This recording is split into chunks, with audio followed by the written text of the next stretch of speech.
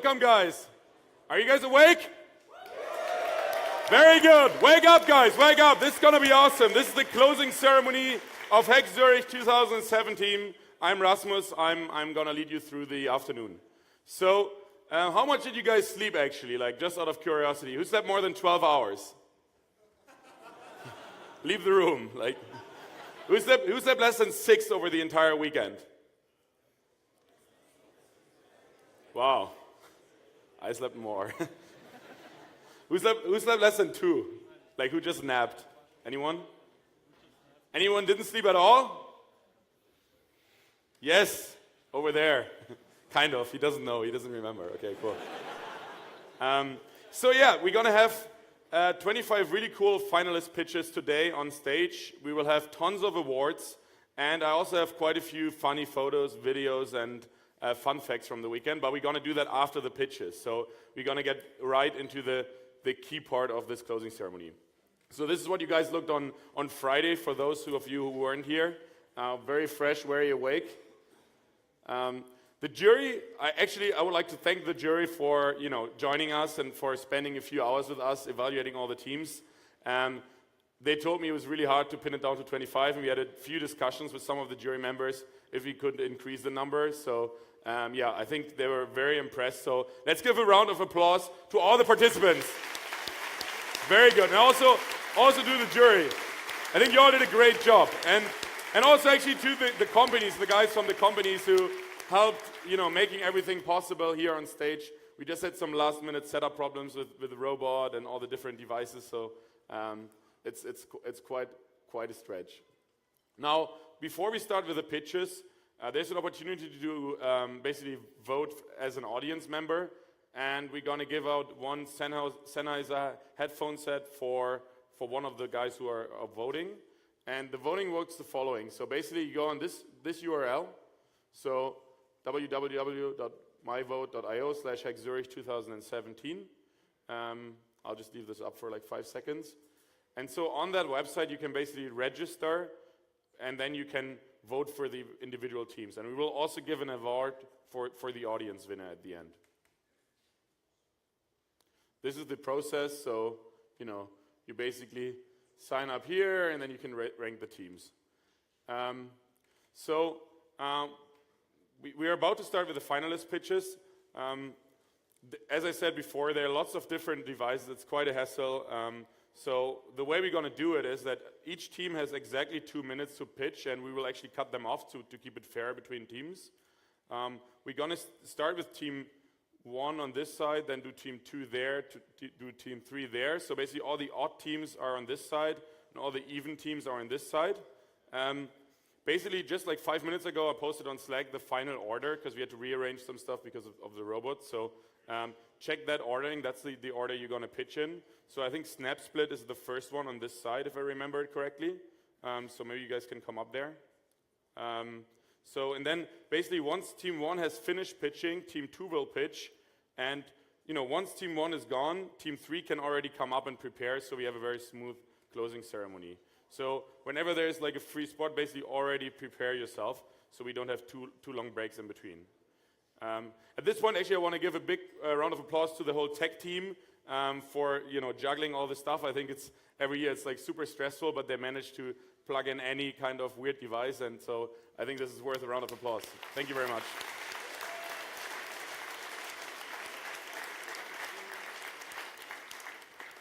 I think that's it from my side. So I'm pretty excited about the pitches.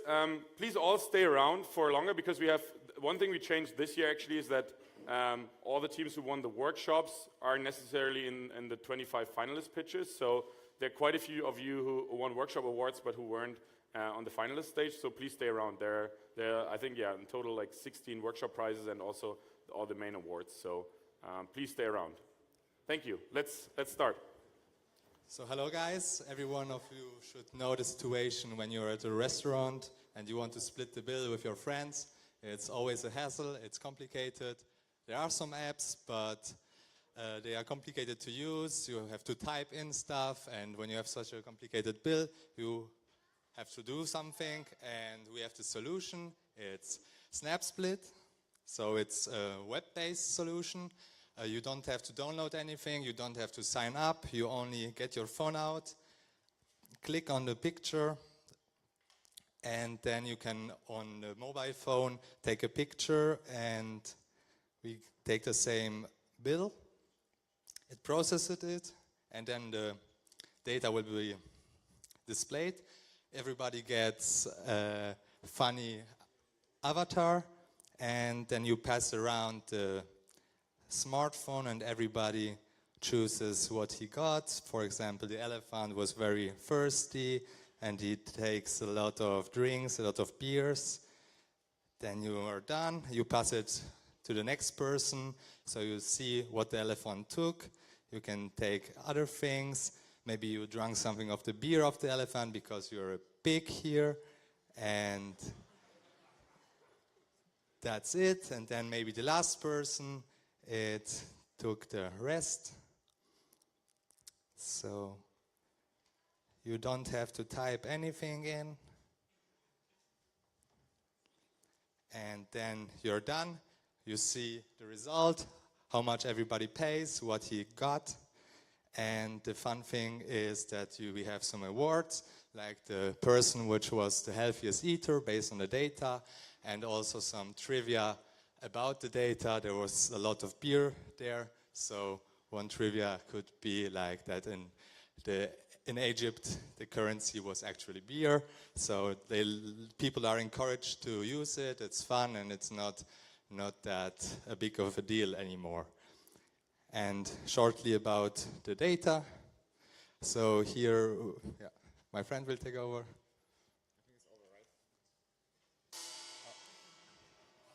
So it's not that simple, but yeah.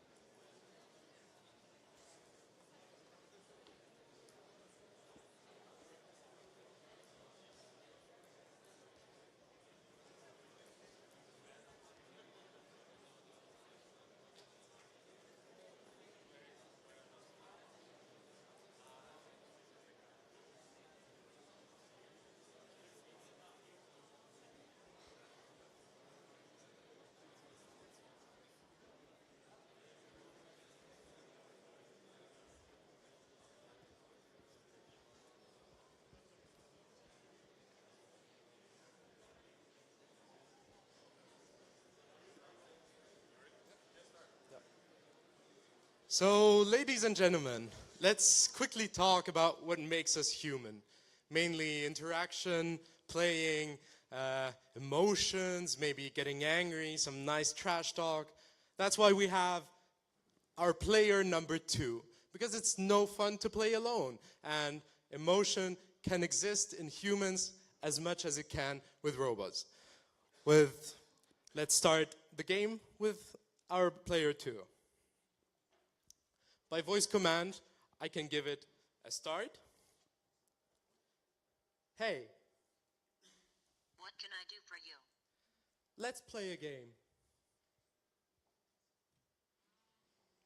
Sure, let's start. Where's the dice? The dice looks like it's on 7. Sorry, I did not understand. Can you type it? I'll just type it.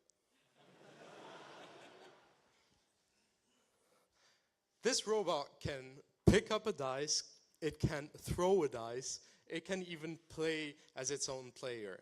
All it currently needs is some input by the player to know where exactly the elements are. What did I play? 2.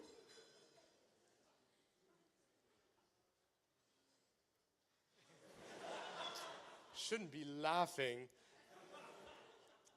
Well, it's been acting up all day, so now it's crashed. We're very sorry, but we'll continue with the rest. So we have our robot that plays a game, that is a human, that is using some technologies from Microsoft Cognitive Toolkit in order to give it some lifelike experience, voice, to talk with the user, and emotional response to trash talk very badly, and then in the end it just thinks and plays with you.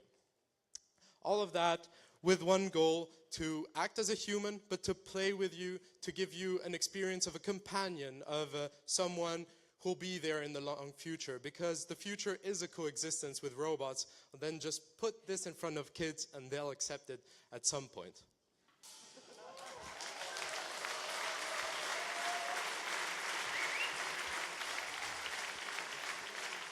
So we share one microphone and we share one other one. Okay. Well, can we start?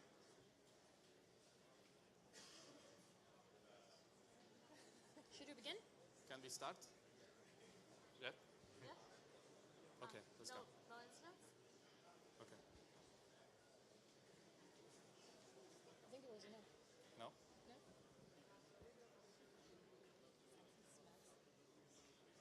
Oh, there is a timer, by the way, over there. Oh, there's a timer. Okay. Ah, good. Why does it start with two?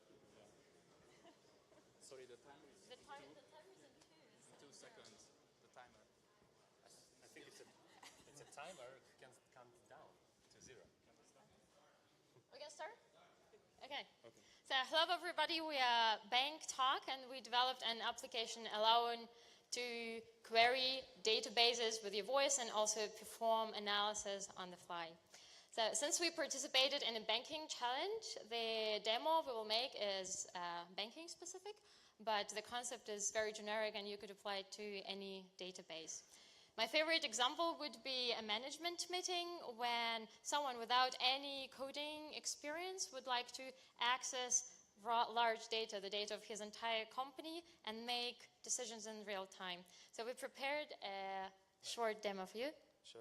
I just one sentence about technology, and very sorry for non-existent user interface, but so we use Louis from Microsoft. It's a machine learning algorithm, recognizes the object and action on this object in the sentence.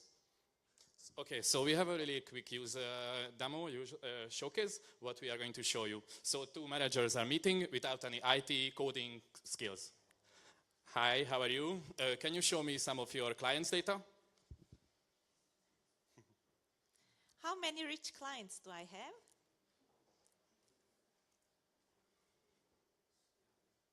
Wow, this is really interesting, but can you go deeper inside? Can you show me some details of this? Yes, sure.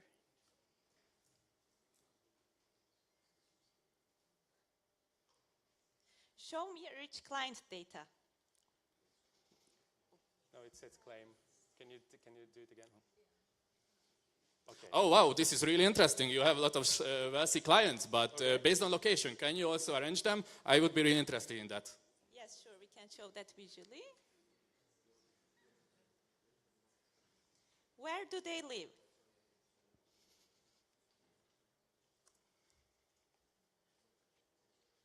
Wow, we have internet.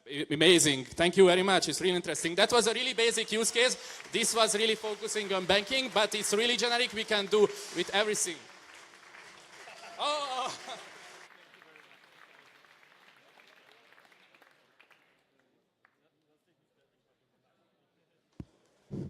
Test.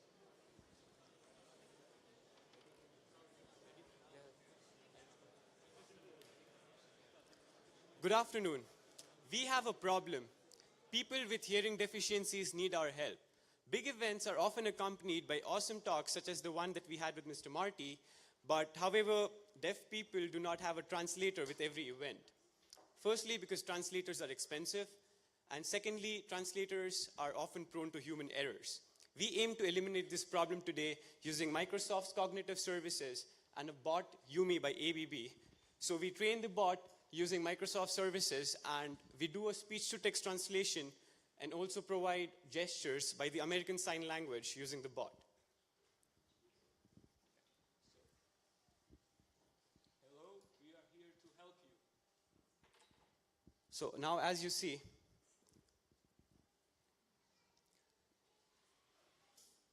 this is the hello gesture. We are here to help you. So we use the American Sign Language website, and they have a dictionary. The problem with hearing aid is that they do not communicate like the normal human language. The contextual information is often encoded as a single word. So we went through the gestures and encoded some of the words with synonyms. And we have another sentence for you. Thank you for watching the presentation. Thank you for watching the presentation. So the idea is that the gestures often have certain differences, little differences. So we aim to incorporate that, and the future plan is to have a face as well for lip syncing. That would enhance the understanding for the people.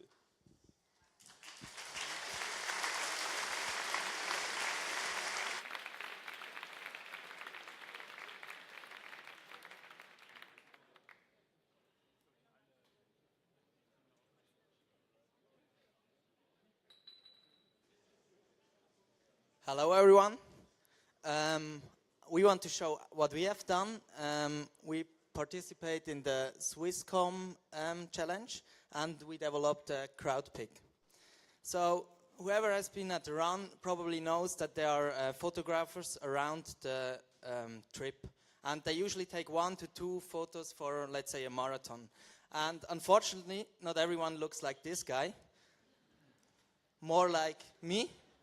And we somehow want to solve this problem. And we thought, you know, there's actually a big crowd around. So they are already picking pictures, but usually you stand at one point and, yeah, you probably wait for an hour that your guy is running around. But you just take one picture. So we thought, yeah, why not match other peoples which are on this picture as well? And for this,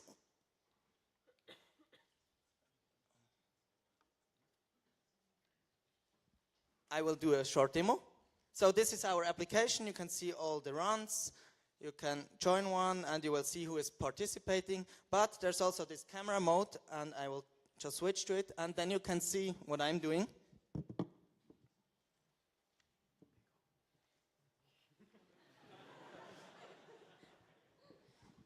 And because everyone here actually has a starting number, and we send it back to our backend, and we directly match who's in this picture.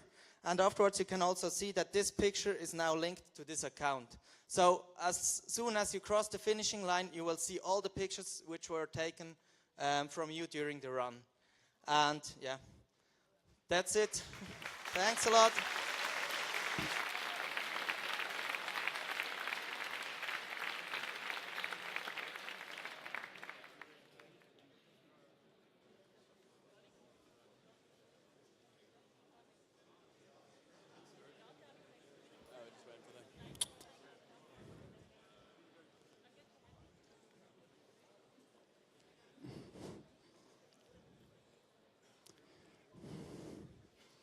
All right, there are a few things more important in this world than access to clean and edible grain.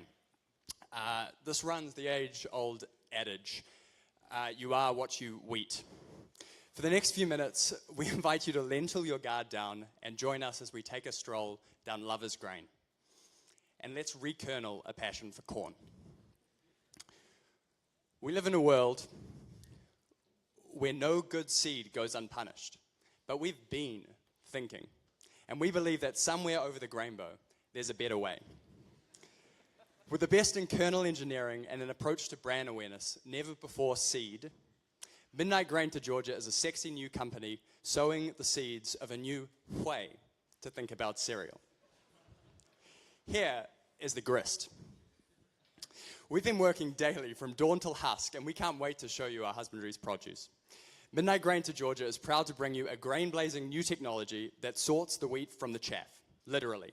Leave your dibble and trowel at home, because all you need to reap the harvest of our product is a smartphone and your average collection of daily unsorted legumes. Install this app on your phone and simply position the Amaze Cam above the unsorted legumes and click the button.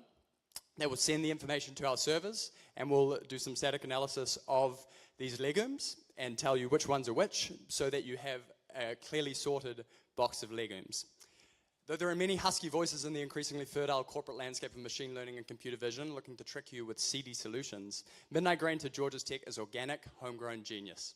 With analysis stored in our servers, it's now time to spread your scene. Let's make an Instagrain.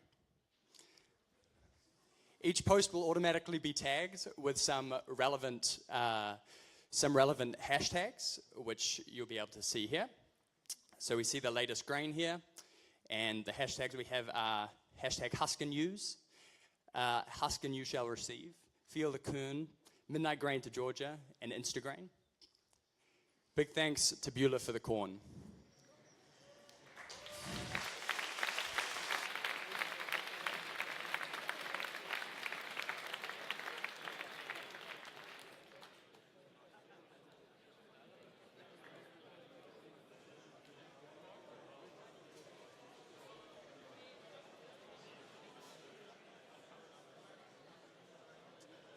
Hi, we're News X-Ray. And typically, most of you are probably reading news every day or even watching news. But the big question in times of fake news and manipulation is, which news outlet can I actually trust? And the way it typically works is that people have like a newspaper, they read it all their life, so they just stay there, they don't gain trust in anything else, and they don't lose trust either. But we don't think that's how it's supposed to work. Because typically, we should critically assess whatever news source there is. And so we want to make it easier to see what is the information behind a news outlet and how can we critically assess that more easily. And so what we want to say is that with every news outlet, there's typically a news agency behind that. They have like very fact-based, just like a ground truth of just what happened. And from that, the news outlets, they create articles, so they might put things into context, but they might also introduce bias. So what we are doing with an algorithm to try to identify from a news agency what is the information that comes from the news agency itself and what is the part that is coming from the news outlet. Because then we can see, okay, this part I trust, this is just facts. But the other thing, I should look at it more critically. And so we can better evaluate it. And even something like Breitbart, which might be known for, well, not exactly sticking to the truth, even has the data in it that sometimes there's just basic facts because they report things as well. But if we can lay it out, then we can see, okay, this is what actually is true, and the other part is Breitbart. And so with nice semantic recognition, we can see these parts. And then what's even more important is that since we have this division of what's the news outlet, what's the news agency, we can also see what is the actual tone of the news outlet, like what kind of articles do they write. Because typically with like a bad news, people were killed. It's always hard to assess, is that actually the news outlet like distorting it, or is it really how it happened? So if we divide this and divide the facts from what the news outlet is adding, we can more easily see which news outlet is trustable. Thank you.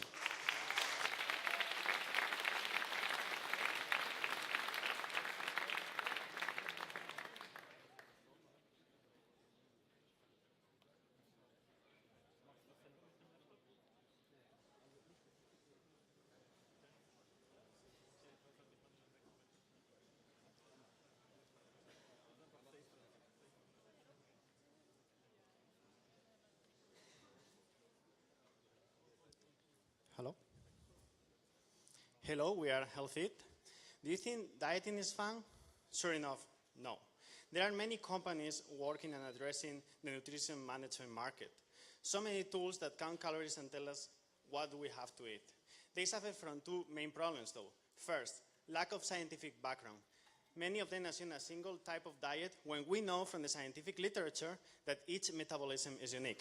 Second, data collection, which is critical for the personalization of the diet, is often very poor. Probably you know about computer vision tools that with a picture can tell you what you are going to eat. That's very cool, but it really doesn't address the problem. And we believe that we can do much better. Gabriela? Yes, well said, Raul. And we have a team with a very diverse background and different expertise. We have biologists, developers, and so on. And so we can tackle this problem. And now we are going to show a demo of our application, and you will see how this application works and how we can resolve this problem. So opening our application, you will see a login screen, and after inserting your information, you can proceed to the main screen of the application. Here you will see the food that you ate, and you can see what are the nutrients of the food, the protein, the fat, and the grass, and so you will understand from this what are the nutrients that are missing for you and what could be better to eat next. But of course we can also insert some food, but in some innovative ways. You can either scan a receipt of the ticket that you bought, or you can just take a picture of the food, but there is more. Anil? I ate chicken and rice today. Yes, if the application recognizes the food, you can also see what you ate today. But also we provide some tailored suggestion for the food that you can eat next. Because based on the nutrients, we know that maybe you can eat some fish, some salad, and so on. So we really understand and we suggest you what is good for you. But that's not all. We thought about the business side of the application. In fact, we can show you all the shops around that can give you some tailored advertisement just for the things you like, just for the food that you need and what is missing from you. And that's all. But maybe also we can give you some reminder if you forget maybe that you want to eat something and to insert some data. We have some push notification that reminds you to insert some food with this innovative way. That's all. And eat healthy with Health It.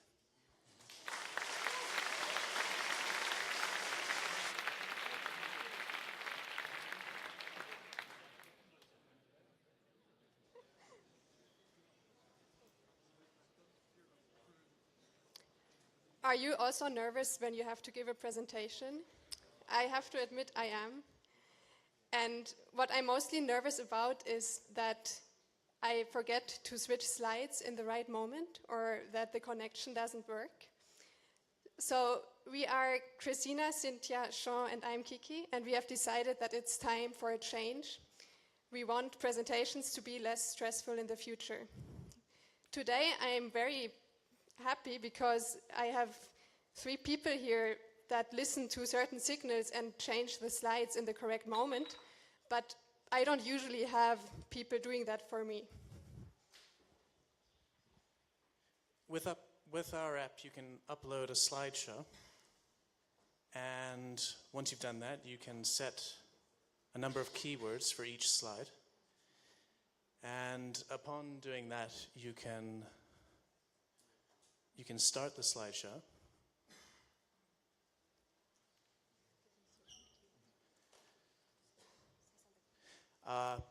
So once you start the slideshow, you can use the keywords that you have set to up. Okay. You can. This is a minimum viable product. I mean. So, you can say a keyword and it will advance the slide to the next slide. So, for instance, it thought I said seal, I think. Panda. Panda. Panda. This app is not stage tested, unfortunately. But it's the voice recognition is done offline as well. And that's all I have to say. So we hope that our app will make the lives of people like me who are very nervous before presentations a bit easier.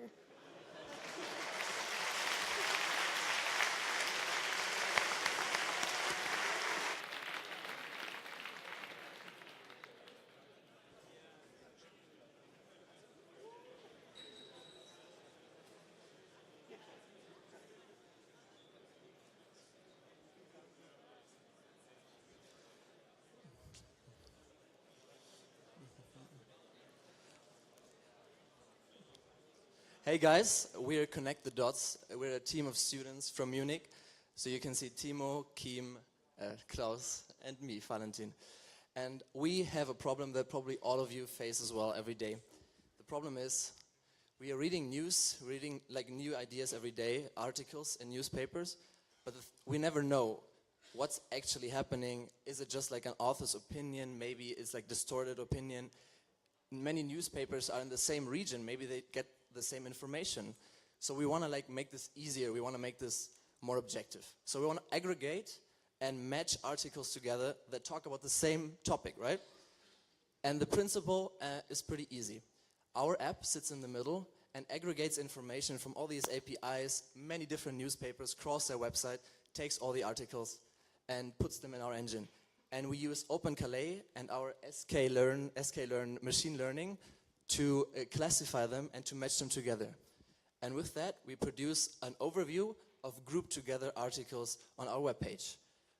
We need to calculate the similarity score, so we use every information possible, but we don't just use the machine computed information, of course. And we want to show you this in a quick demo. So you can see this is our website. Oh, okay. Sorry, of course, yeah. So this is our website. Don't worry, I do it. Okay. You know, like PowerPoint always goes on this screen. Okay, you can see we have these groups of articles about Hurricane Joan, and like down there with Russia, and we can see Reuters, The Guardian, and all these together, and you can look at the headlines, you can try to find out what are they talking about, and without only looking at one source, right? So what we propose is we want to fade, okay, sorry. We are connected dots, and we want to fight fake news with the help of Reuters and our app. Thank you very much for your attention.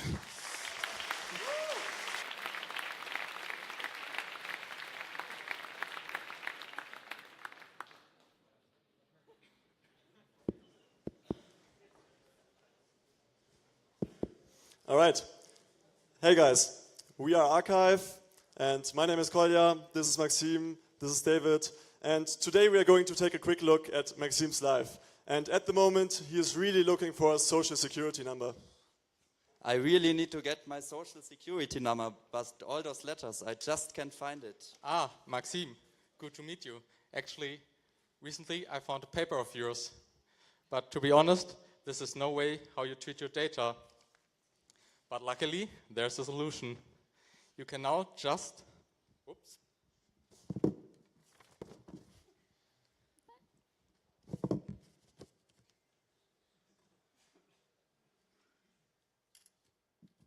Take a picture of your data, and in the background it actually analyzes and processes the data and hopefully presents you some meaningful information so that you can even in future access it via your favorite smart device.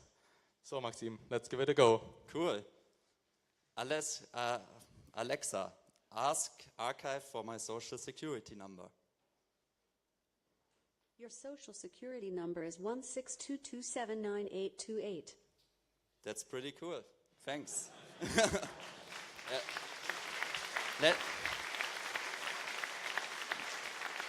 Let's give it a try with this letter I got from my French host family. It's in French, I can't read it.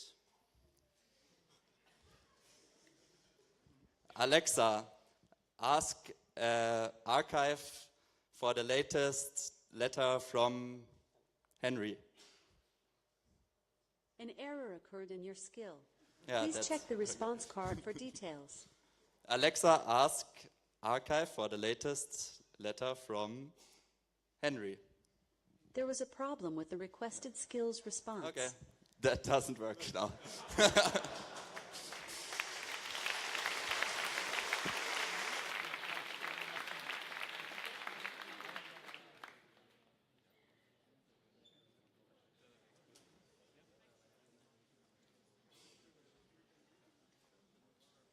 Hi guys, so we're the shopping cat team, and basically I'm sure you've all been there. You're looking at the internet and you see something that you absolutely love, but you know you can't have in reality. I have that problem with clothes, so I see an awesome outfit and then, I want it, but in my local store it's always a disappointment. And then I go to online shops, but it takes so much time, it's expensive, etc., etc. So basically, what do? I use Shopping Cat. This is my virtual wardrobe, where I have 3 kinds of clothes, basically. One are the clothes that I already have. The other are clothes that I want, so I'll probably buy them in the future when I have money.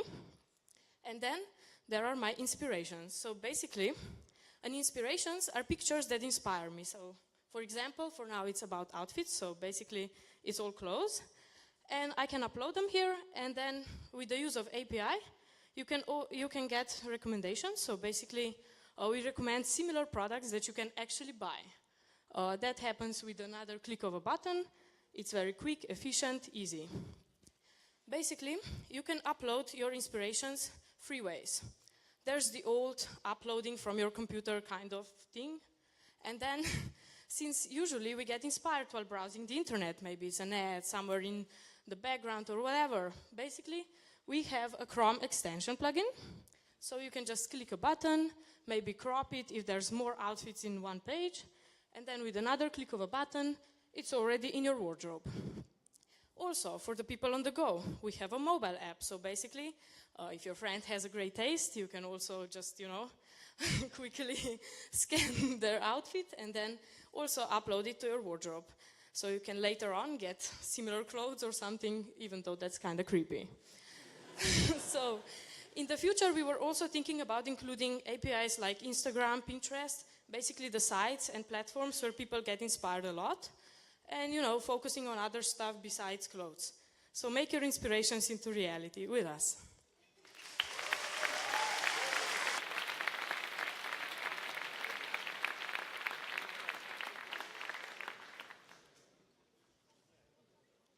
Hi, we are Damien, Jaap, and I'm Senna. And what we found is that between 2010 and 2014, the chance of getting killed in a motor accident is 30 times higher than in another vehicle. So also 35% of that was unilateral, and most of them were caused by either slipping or losing the steer of the wheel.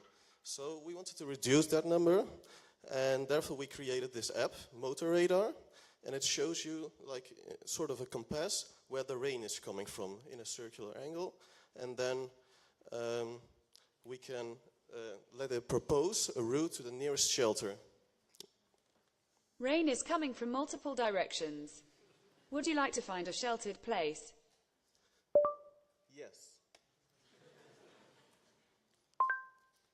So now you see that it starts Google Maps automatically, and it also creates the route to the nearest parking house, I guess it's here, yeah. So you can go there if you want, or otherwise you say no and you just don't go.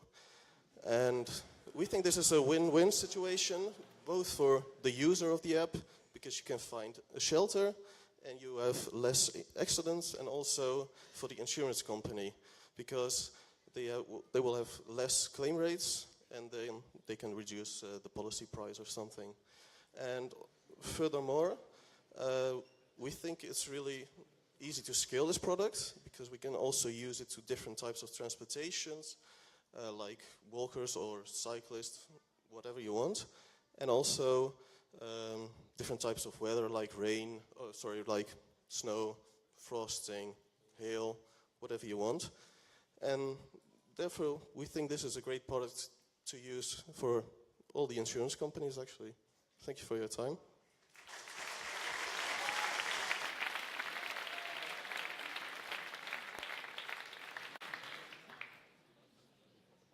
Self-driving cars. They're a big deal, obviously.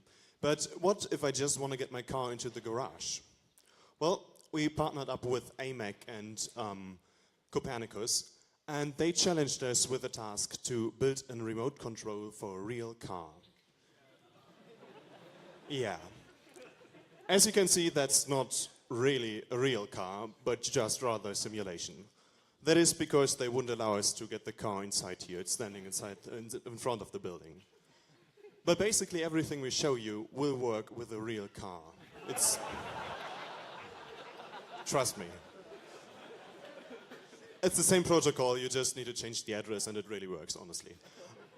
Over there you can see what we did actually. It's the app that we built. It features a very minimal design, where you have the speed controls on the right and the steering on the bottom. That chicken always is visible when you want to go backwards. If you want to go...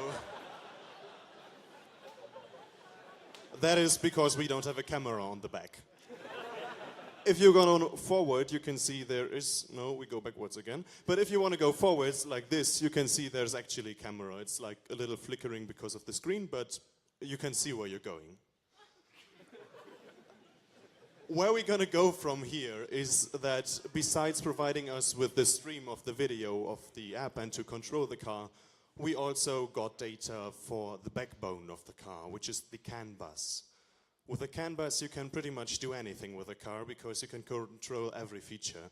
So I can turn down the windows and, well, anything that's electric I can do. So we would want to extend that app to be like a little companion where you can turn on the heat in the car on those cold winter days you don't want to get out. Or you can, for example, find your car with GPS for those days you spend with your friend at the pub in the evening and you walk home and you don't know where you left your car. You can do that. Thank you very much.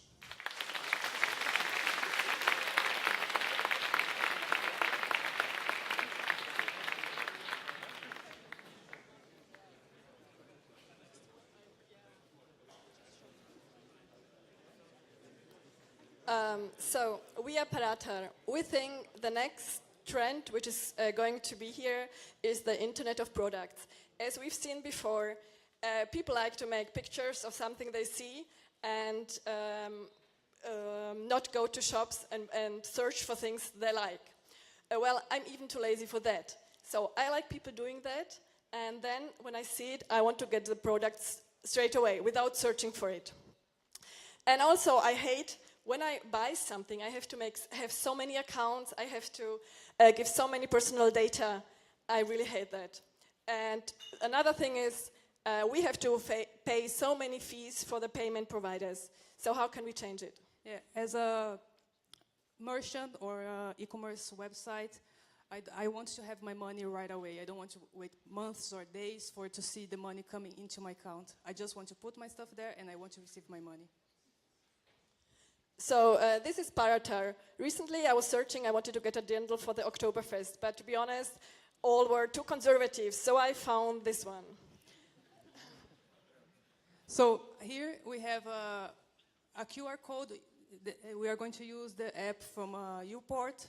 We just scan it, confirm. We are not going to show because it's not our app.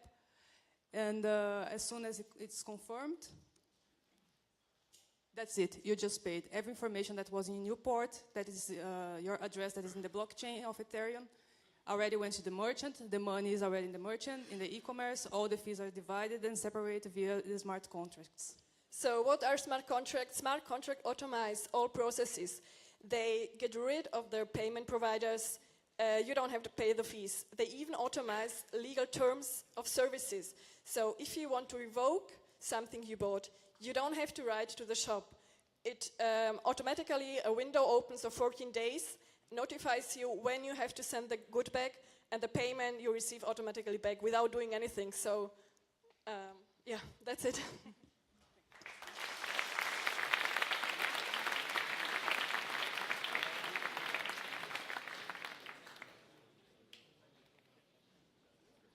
Good afternoon, everybody. My name is Jürgen Sito. Next to me, Giovanni Gani. We're two PhD students.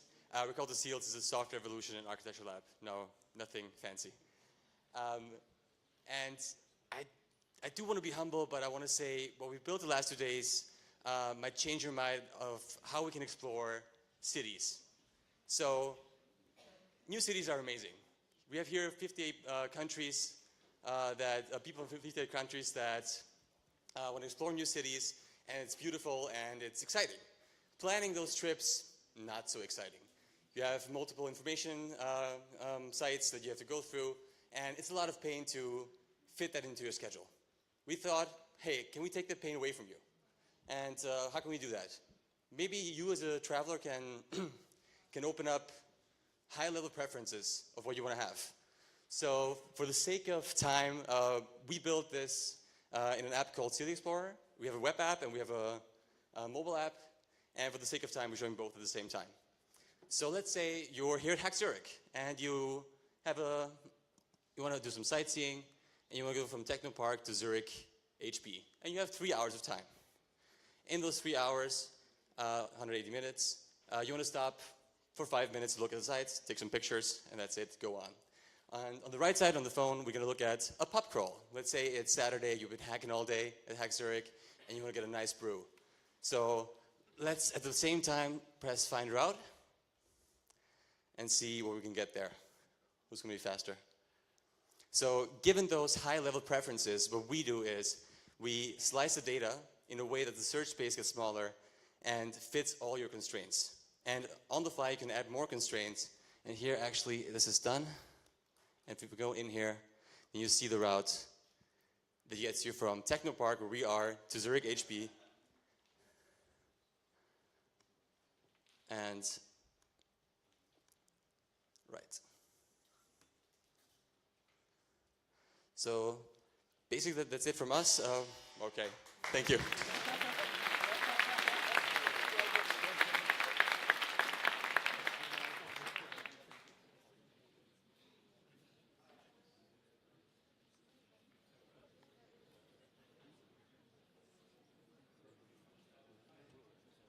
We are Holo Brigade, and we want to show you how smart devices can help rescuers and facility managers to save time, money, and lives. Our smart building can detect dangerous situations. So let's, for example, set this building on fire. Just joking, Dennis is warming the temperature sensor with his mouth. And this triggers our smart information system. The firefighter brigade arrives instantly with their brand new HoloLens and the operations app. On a rescue mission, every second counts. So our AR IoT solution aggregates and displays relevant information, as you can see here in our prototype. The operator knows where the brigade leader is located through the map, and he sees what we see. So to find endangered persons through the fire and smoke, a firefighter mostly has to trust his instinct and experience. But based on the data that the sensor system in the smart building is sending, the operator can analyze the situation more quickly. He can now guide the brigade via augmented routing to potential survivors. So finally, the firefighter leads the survivor to safety and marks the location as cleared. But Holo Brigade is not only for rescue missions and fire. It could also be used in case of natural disaster, as well as just for training in a simulation. There are even more use cases built, just as we build it,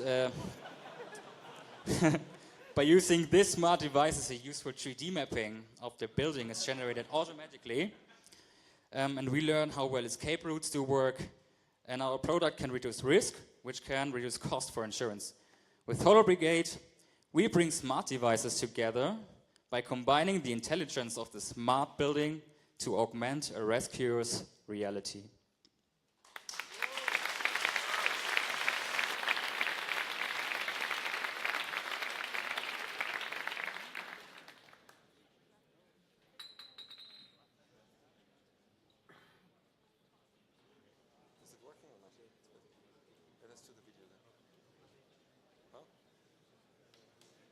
Hi everyone. 5 to 6% of all children are affected by DCD, which is developmental coordination disorder. That means you cannot use your arms or other body parts properly to perform everyday tasks. It's a disability which is difficult to diagnose, and the tests which are around are old school paper and pen and paper kind of binary tests. Here's our improvement of it. So we're going to try the demo real quick. Either it'll be really awesome or it'll just be complete failure, so we'll remember it either way. If it doesn't work out, we'll just show you the video. So let's try the demo. Just can you run that? Hello, I'm Yumi. What's your name? My name is Eric. I'm happy to meet you. Let's do some fun puzzles together. Are you ready? Yeah? For the first game, you will place the mints on the black squares with both hands. Let me show you how.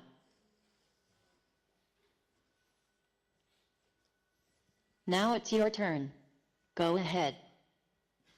So here we will have computer vision algorithms which will look at how Eric places the mints, and it will also score how well these mints have been placed on these black rectangles to be able to assess how well he performed the task.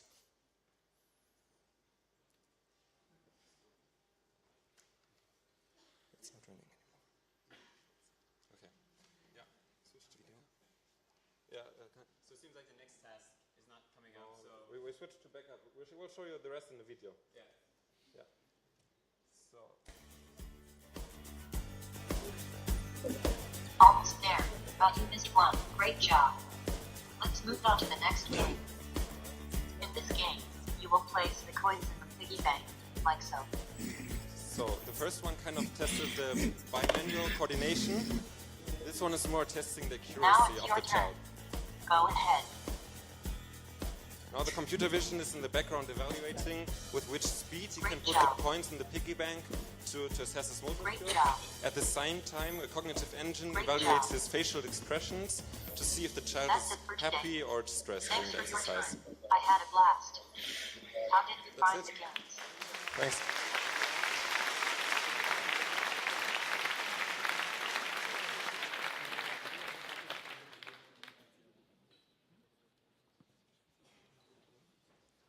All right.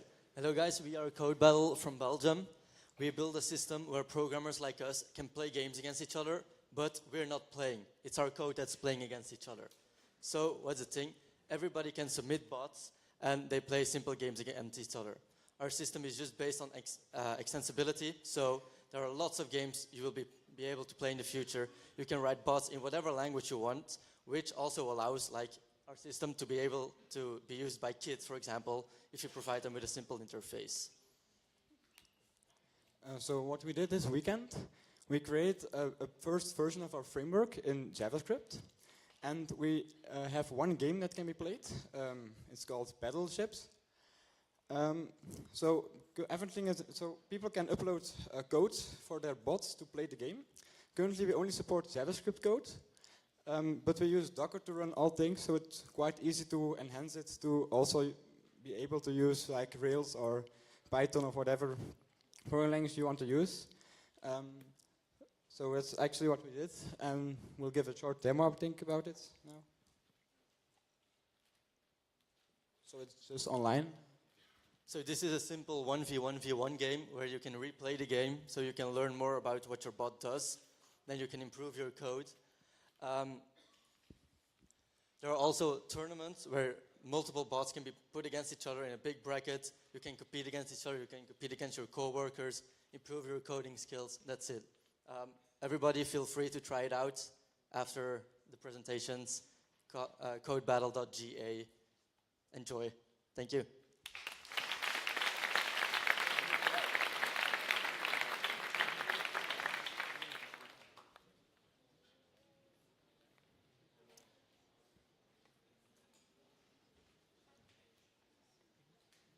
Keeping up with emerging news on a global scale can be very tough.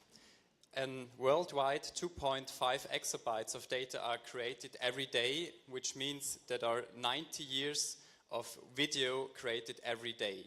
So how can you make up your mind? How can you get the latest news? One possibility is to go, for example, on CNN. It's cheap, or for free. And, but the thing is that you get the news rather late. Another thing is to use an analyst. You have to pay him a lot of money, but he gives you exactly what you want to know. So we created a third option, which is InstaBrief. We create a video from the live content from Reuters, and we download videos which are with an age of we can download videos which were uploaded seconds before we use it, and we use artificial intelligence to cut those videos together to produce a 1-minute condensed version of it. Here is an example of one such a video which we generated during the live demo for Reuters.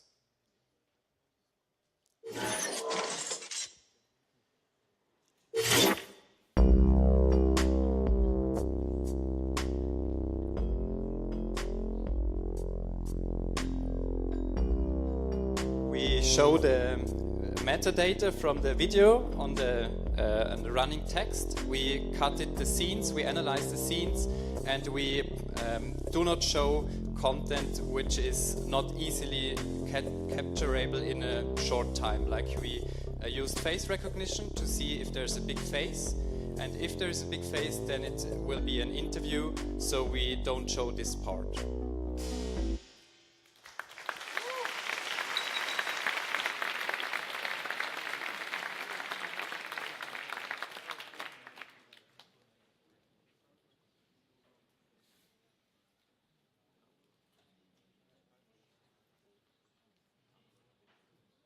Everybody.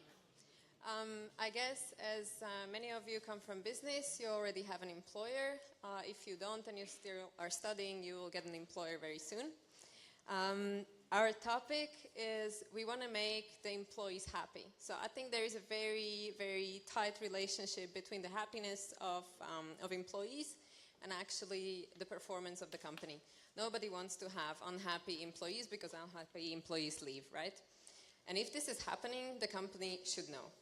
So what we were thinking is that the company should know if the employees are sad, happy, and so on. And if they are, the company could act on it. So imagine you have a desktop application or a robot running around which scans your face, decides if you're sad, if you're happy, if you're neutral, if you're pissed or something, and he reacts on it. So now we have an example. If I am happy, then the robot will share with me his happiness, so he gives me a happy dance. I hope it did work. Yes.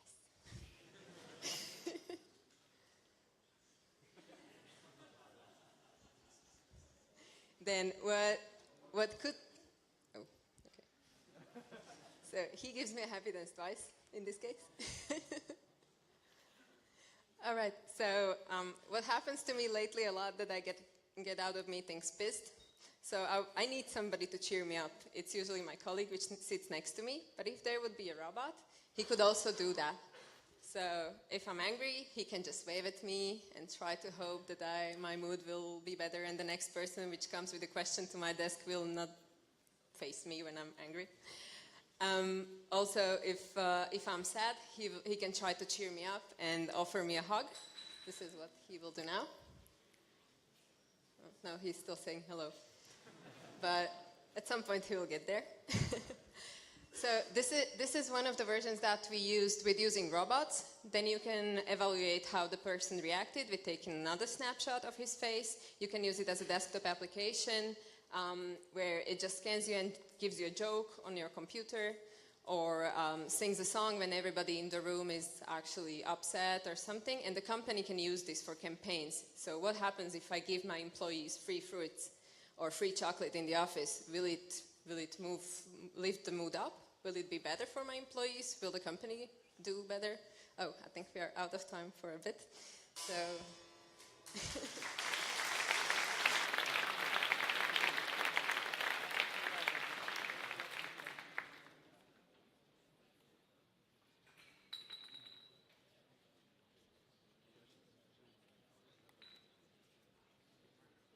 Hi.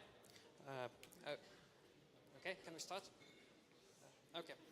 So ever since I saw the first Iron Man movie, I wanted to have a personal assistant like Jarvis. Fortunately, future is now, so we can offer you one such assistant. Let me introduce you HAL 9000. Say hello. Hello. It's great to see you. We also get other functionalities. What's the weather like right now? The weather is sunny. Winds NW at 10 to 15 miles per hour. Okay, so we used Microsoft Cognitive Services as a part of our software, and we can make image emotion detection. So let's give it a try.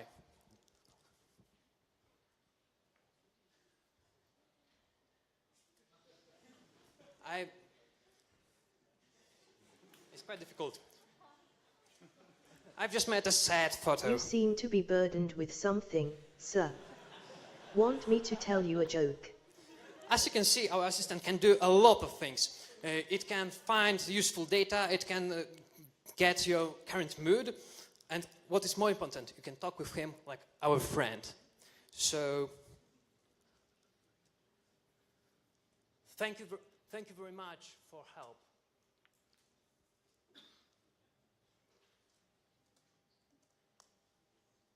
Once again, thank you very much for help. Woohoo. I'm always here to serve you. How else can I help you? Maybe bring me a beer. Sir, I apologize, but it's not healthy to drink that much alcohol. Bring me beer right now. Bring me beer right now. Whatever you ask, sir. So that's how artificial intelligence works.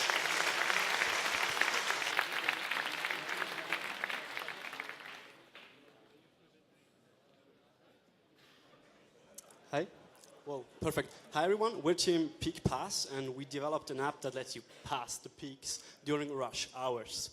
So the app UI is pretty straightforward. You just have a from and a to screen. So let's say we go from Bern to Zurich or from Zurich to Bern. You just hit go, then this hits the API and we get the connections that are available to us. As you can see here, we rated all the connections. So the red connections are really bad, and they are bad because they are full. As you can see, if you take a connection that is not full, then you get more points. So let's try to check in one of the trains. This doesn't work because right now we're not at Zurich main station, we're in Technopark, I guess. This works with the geolocation of the iPhone. For this demo, we created like a bad train down there. It's called Hack Train, which we can actually join. So let's join this one. So that takes a while, I guess. Okay, so what should happen is that it gives you points, like 50 or so. But you can not only get points by checking into those trains, you also have achievements. Like, let's say if you checked into a train like 10 times, you get also more points. But basically, up until now, those points have been useless because you can do nothing with them. On a third tab, you can actually redeem those points and exchange them. For example, in the shop at the Zurich main station, you can get a discount at Migros. Let's try this one. You just get a QR code, you can show that at the checkout, and then you get your discount. Our app is like a win-win situation for all the contributors, because as the customer you get something for free. The public train organizations know where you are, they get real-time data because you check in, so they can improve their service, and the shops, they get you as a customers. That was it. We are Team Peak Pass. Thank you for your attention.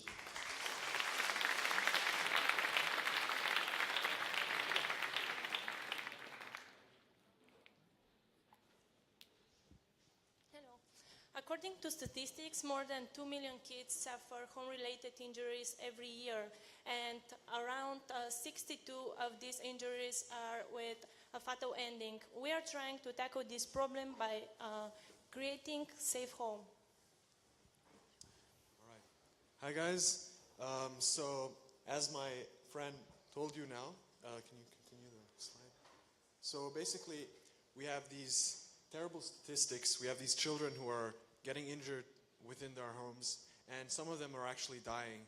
So this statistic was only compiled in the UK, but there's of course many more. And we tried to tackle two main causes of these problems with our app. We see maybe the child is reaching for the stove and burning itself, or it's falling downstairs because of maybe lack of security measures or something. So basically we've designed Safe House application, which uses IoTs to enable security features. So basically you can imagine a safe lock on a door, or let's say a power switch on a stove that can be remotely activated. And this is all integrated into an app which a parent can use.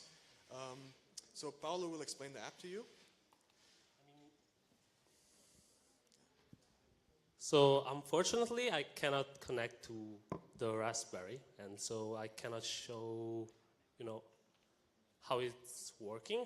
But so we developed an app with JavaScript. So we use Ionic, and so basically, what we can do with the application is that we can add a smart object.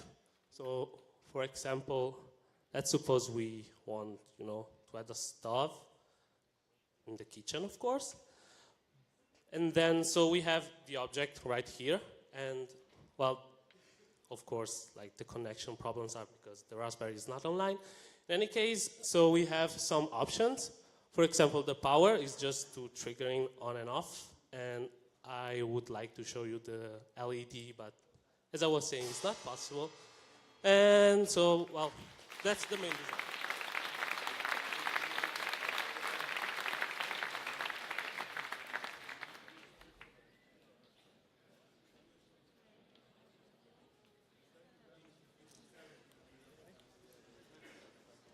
We are Apple or die. And we are going to solve the problem of obesity on this planet. You see, Elias is eating a lot of unhealthy food. What? And his girlfriend, Shaoli, is not happy at all. So she is going to propose him a challenge. He has to eat one healthy fruit a day for 1 week. 1 week? Are you kidding me? I didn't decide that. So, it's really easy to set it up on our website. Shaoli only has to type the name of the email of Elia and 2 other people who are going to be informed in case he loses his challenge. What? No one told me about that. Yeah, so let's see how the app works. Oh, shit. You're typing in the email address of my mom? Fuck. Okay, woo, there's this app. Oh, I have the tropical challenge. Oh no, now I have to eat different kinds of fruits every single day. Oh shit, so please help me. What should I eat first? Banana, orange, or apple? I heard banana. Okay, let's get rid of the worst in the beginning. I didn't eat a banana for, well, I don't know. So, taking a picture. Hopefully that gets through. Woo! Whew, no more banana for me an entire lifetime. What next? Apple or orange? I heard orange. Okay, I have to, next to my obesity, I have to work on my skills of listening. Okay, well. Oh, what's that? Oh no, I thought this really wasn't orange. What's that? Didn't see oranges for a long time. Oof, no. What's happening here? Oh no, no orange. Yeah, I'd rather eat an apple. That will help me. No. Oh, okay, good. No more apples. Okay, so unfortunately, Elias, he didn't finish the challenge. What? Yes. So an email is being sent to his mom and his friends, and they all know what a failure he is. Thank you.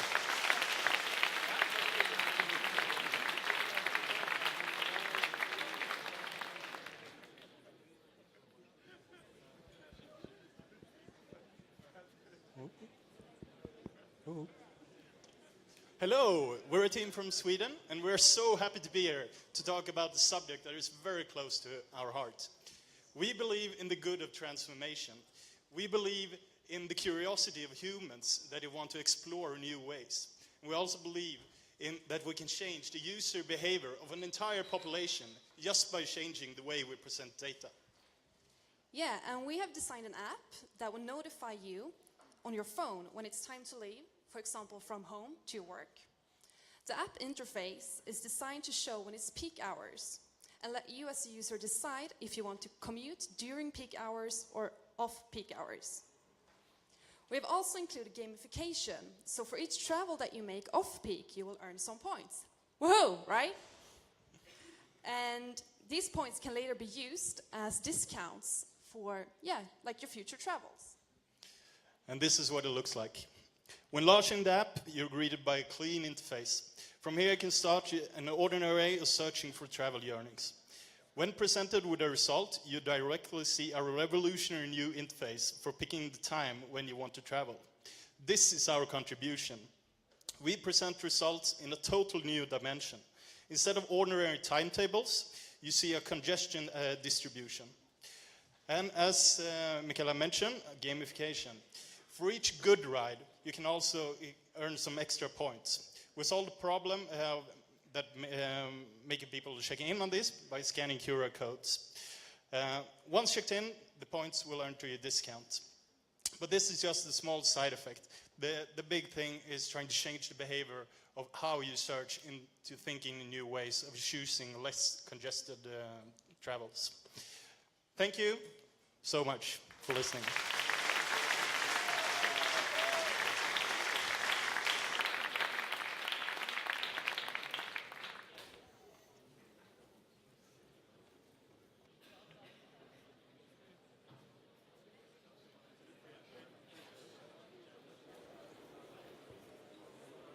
Yeah, let's give a big round of applause for all 25 finalists. That was impressive.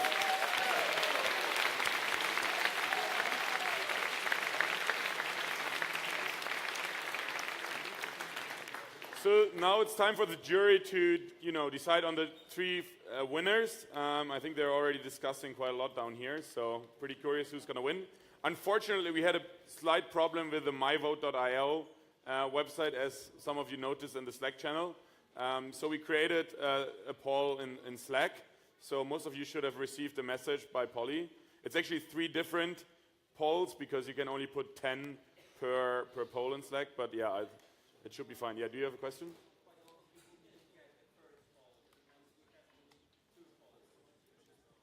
Okay. Restart your Slack. Right now I can't fix it up here. It's a bit hard. I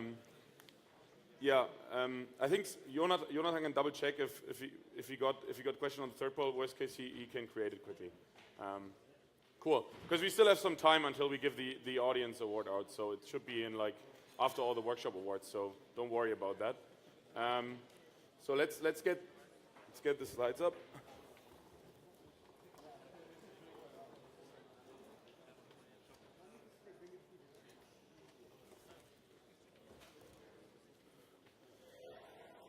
Yeah, so I wanted to share some funny photos from the weekend. So I thought these animations were quite good, kind of summarizing what happened over the weekend.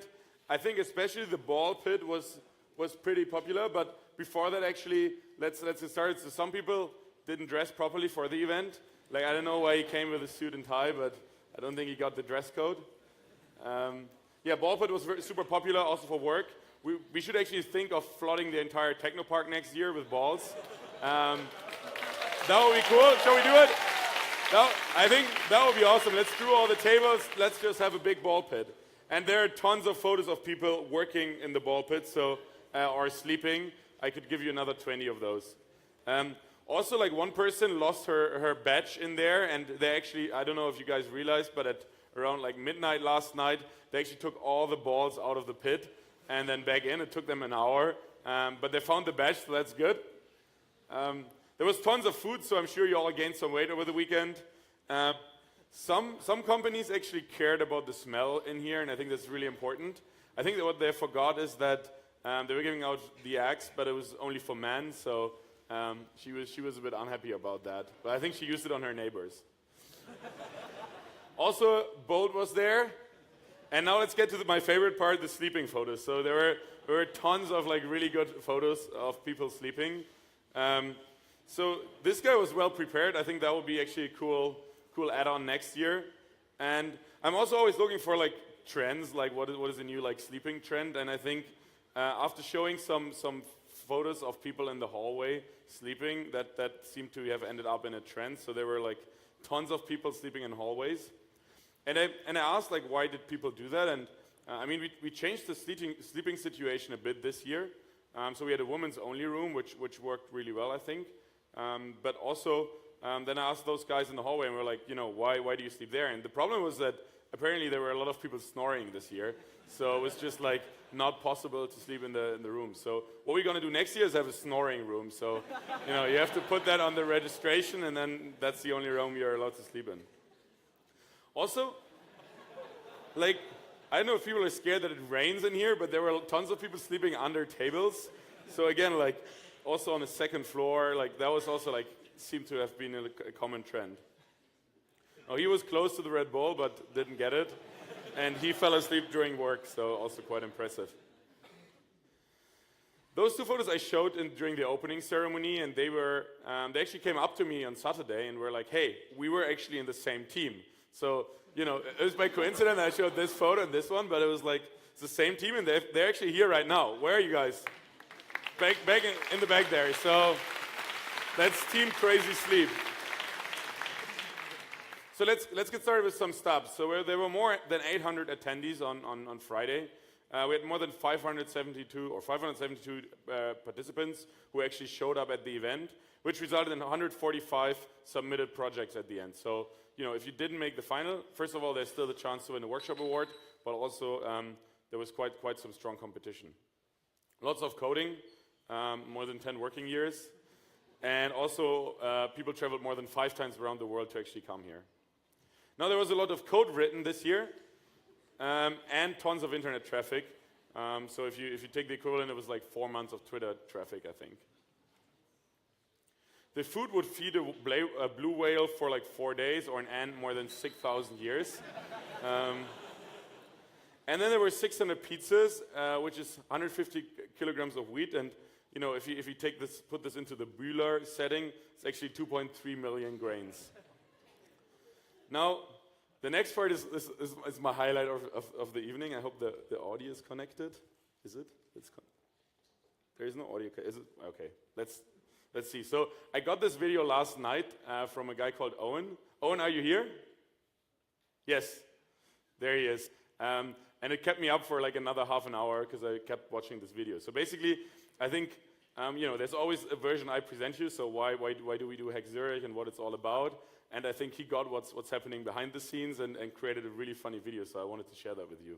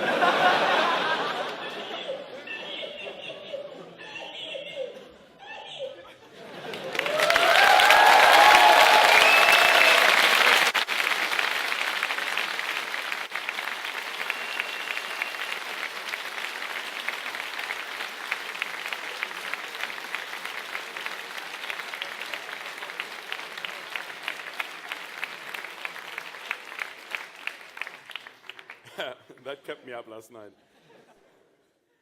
So, so we're gonna get to the awards now. We're gonna start with the CV prize. So for all the people, or between all the people who submitted a CV, we will give an award, and I'm actually gonna randomize that right now. Let me just do this here. It's Excel, it's not. Okay, and the CV prize goes to Sergio Solzano. Is he here? Sergio? He's probably asleep. Last chance? Okay, let's do it again. Yassine Nimur?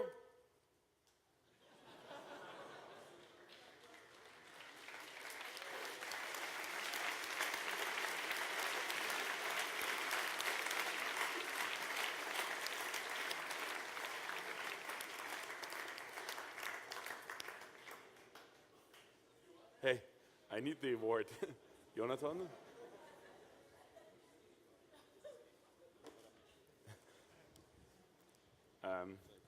Yeah, no, just come on here. Congratulations. I need to get the award. So tell us what was so amazing about submitting your CV to HackZurich. No, joke. But like, I need to get the award. We can. You get it in a minute. You get it in a minute. Let's continue. Sorry. You get the award in a minute. I just don't know where it is right now. So let's continue.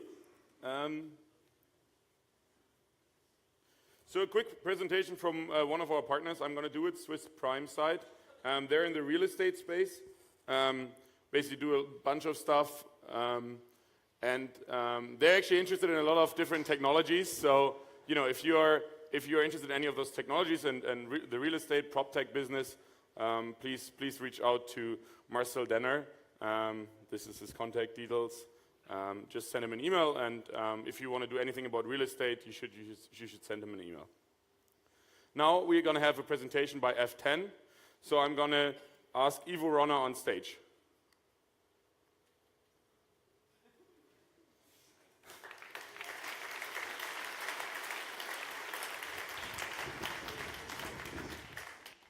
So, hello everyone. I only have 1 minute, so it will be really fast, and I will shortly tell you what's about F10 in a nutshell, what do we do, and why we're doing that, and why it's interesting for you.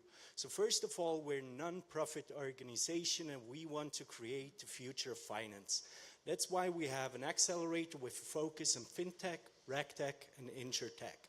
We're backed by several financial institutions which are actually working 100% with us in this program. So for you, why is it interesting? We have a 6-month program where you learn actually all you have to do. We're interested to work with teams with great prototypes to actually launch that on a market. So we also give you access to all our corporate members, coaches, and mentors. You receive up to 15K reimbursement each team, and we do not take any equity. So what do we basically do? We support you on your jury, and also right now apply for our program for our next batch if you're ready to launch your idea to the market. Thank you.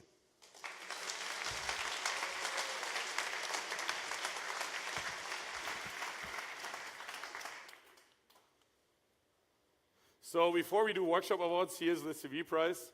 It exists. So you quickly want to come back on stage and I'll give you the prize.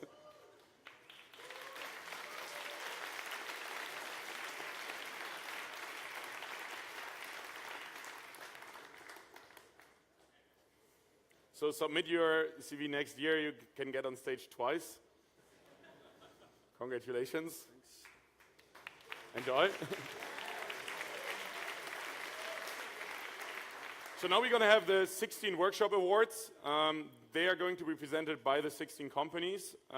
They will say a few words about each like their winner team and why they thought that team should win. So with that, I will basically hand over to Randstad.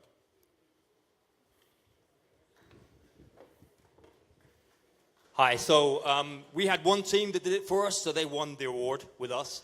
But they created a really innovative app for us. We wanted to create the candidate journey and the talent journey, and they did that for us. So they created something which is really cool, something that we think we can actually use.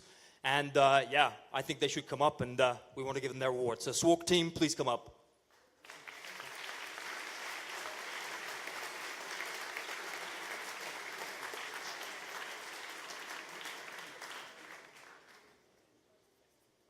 He's just walking towards us.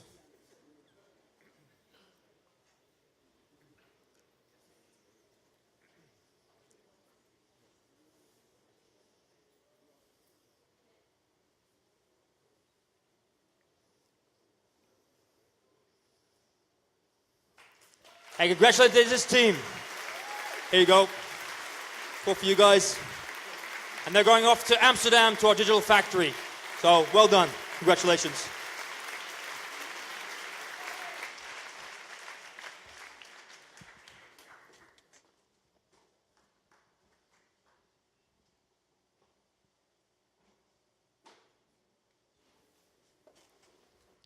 Yeah, hello. So someone really saved Grandma. We were amazed of the approaches we saw. We had a lot of teams applying for that, showing us. And in the end, we found really a team that could not only show network devices, identify them optically, and show real solutions to solve problems discovered with the devices, even with some social functionality, like calling up a video with a friend or someone that could help. So the team that won has a completely wrong title because the name is sounds good but doesn't work.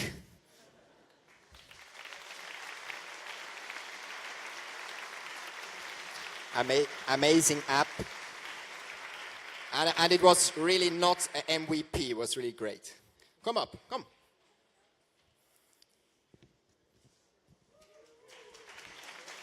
Congratulations. Congratulations. Yeah. So you get a voucher from Digitech worth 1,500 francs, something to drink, you must be thirsty. Thanks a lot.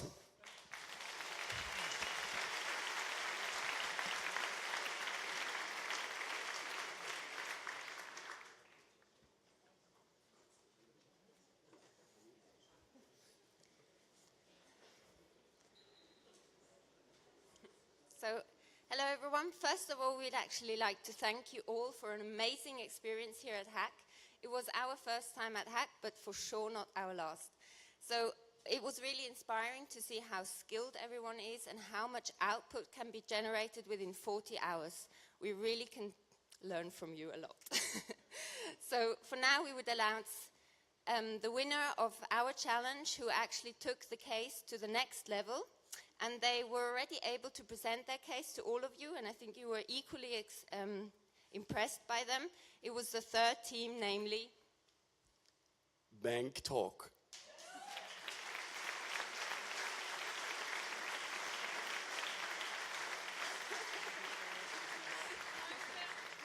Well done. So, a little present from Roger Federer, who's very grateful for your participation. Thank you. Picture. One more selfie. And then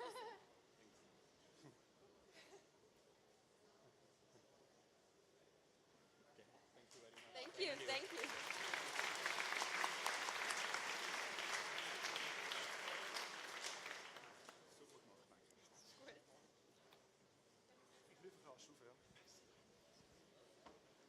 Hello everybody. We do it the classy way. We're from the car business. We know how to celebrate first places. So I need two girls, please, on the stage. Can you come up? I need two great girls, sorry. One is enough. Okay, you can stay. Okay. So it was a very intensive time also for the team. We had a lot of teams participating. We had over 14 teams joining us in, and it was very hard, but it was a really close race. So it was also hard for us to get a final decision on. But it has to be one winner, and we like to announce it.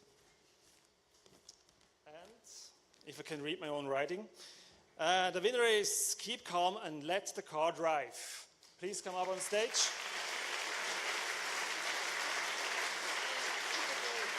Ja, kannst du machen.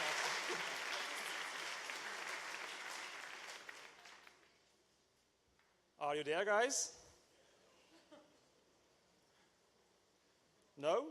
That's really a pity. Ah, they're coming, they're coming. Okay, great.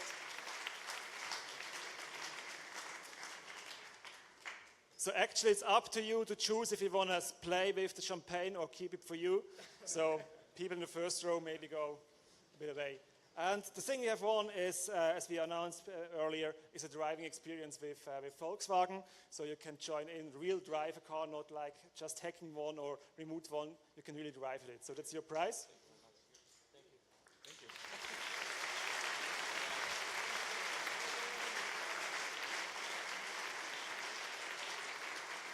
And almost last not least, we have a cup for you as well.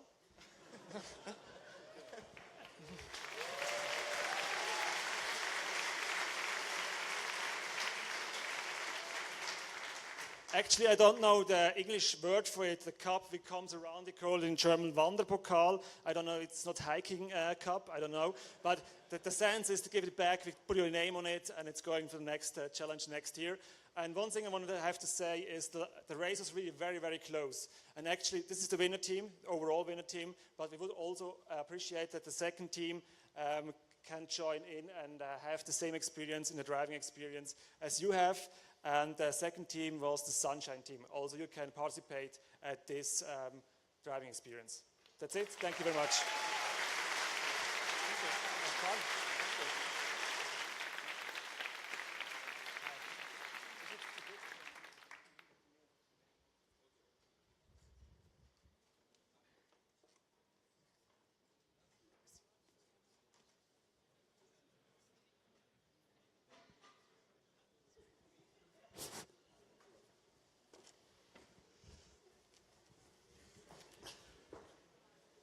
Yeah, I did it.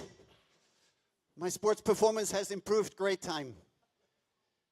We started off pointing out a challenge to help me win the race next time, to match training data and my results in competitive events. And one team did it. They combined training data with my results on the track. They visualized my results. They helped me to get better, to find buddies that train with me, and that really made me emotionally happy. I want to ask Team Run for Life up on stage, please.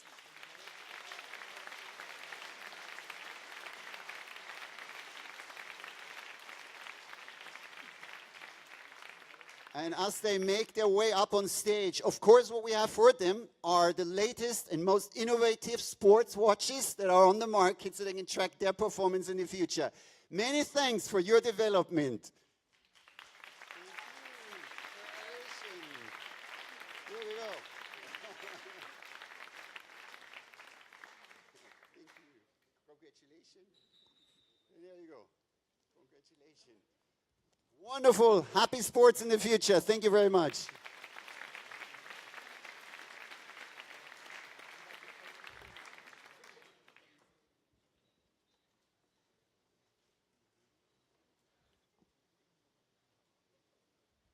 Okay, it's amazing to be here.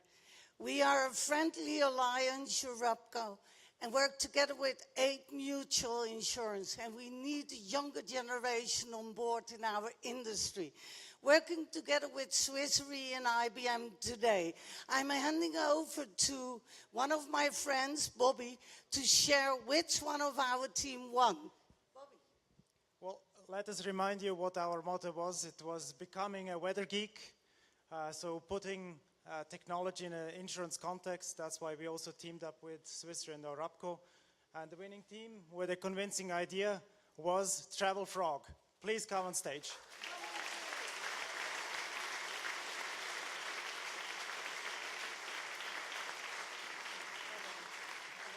Okay, here they are. So the reason why we chose them was innovation. In particular, it was also technology, and of course, they used real integration and weather data.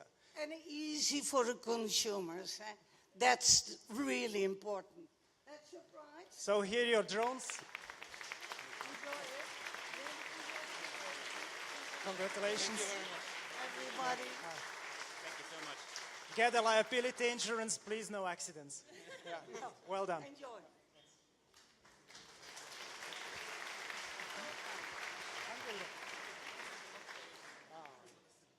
Okay. We do that.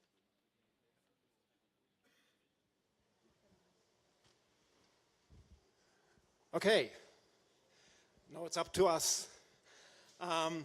First of all, thank you to all our attendees, to all the teams that got the challenge, catches the challenge to our task, and it was very overwhelming. We got 19 teams, and it was a quite hard decision to get the winner. We done it democratic because some like these, some like that. And now I'd like to introduce you the winner.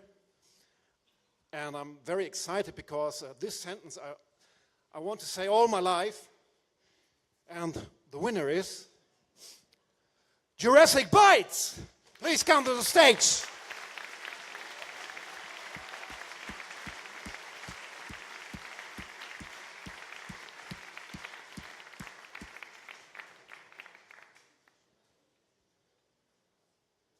There they come.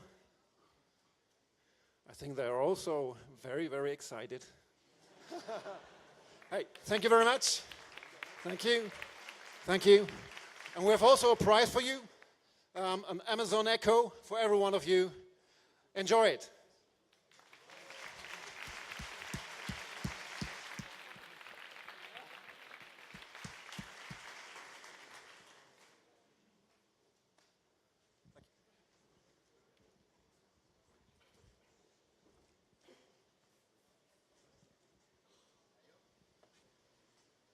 Hi everyone.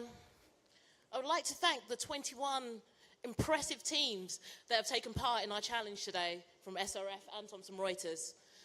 We have seen some of the best quality of applications I have ever seen as a part of HackZurich. Bringing together trend detection and novelty has been absolutely astounding. And today I would like to say thank you to the winner, who is Instabrief, for bringing video technology, news and trends today. So the prize today is 2 festival passes for 10 of the biggest festivals in Switzerland. 2,000 francs for taking part and going to the newsroom in London from Thomson Reuters, and a little goodie bag as well too. Thank you very much. Thank you. Thank you very much.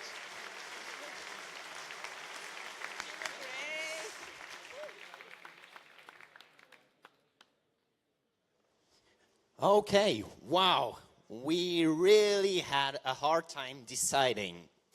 But we've seen so many inspiring, beautiful, innovative solutions. But eventually, there can only be one winner. So we had to choose. For that, we returned to the challenge at hand, and there was one team who stood out to our challenge with the gamification. So please come on up, Travenas.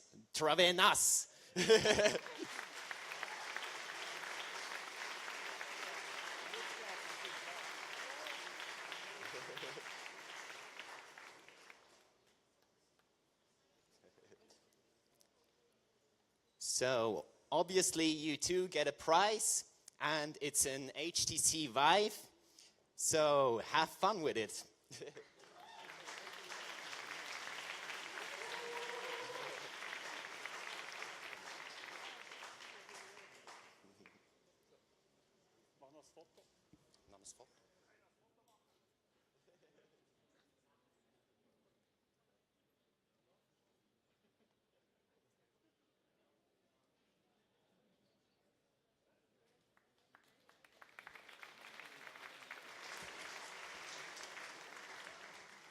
Hi guys, who said insurance has to be boring? We got an amazing set of companies that apply to us. We saw how we can help the elderly. We learned also how we can do better footsteps while not using our phones to badge the way. We also saw how IoT can help firefighters. But the winner was? There was a team that made a great solution that detects when people are distracted and has lots of ideas what to do with this. Whether it's a social usage or selling it, or whether have it sold to companies that rely on safe drivers. I would like to have Safe Drive on stage now.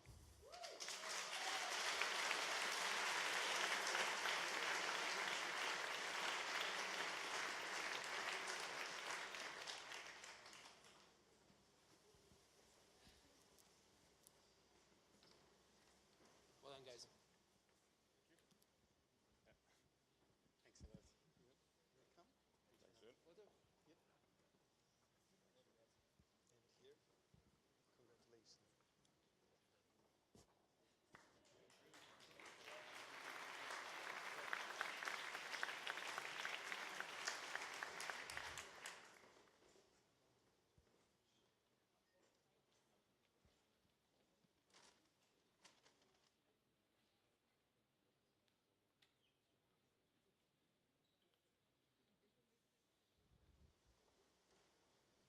Hello everyone. We focused on smart building, smart living. We wanted to get it to the next level.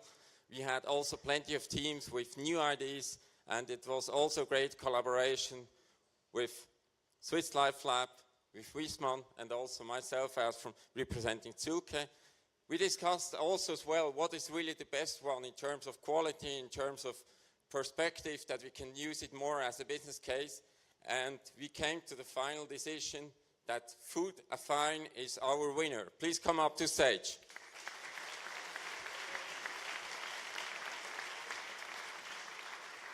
As for the prize, I know it looks like shit, but it's about content, and it's a paper wallet with 10 Ether on it. That's also why I don't take it out, because I know half of you guys would take a picture and run away with the private key.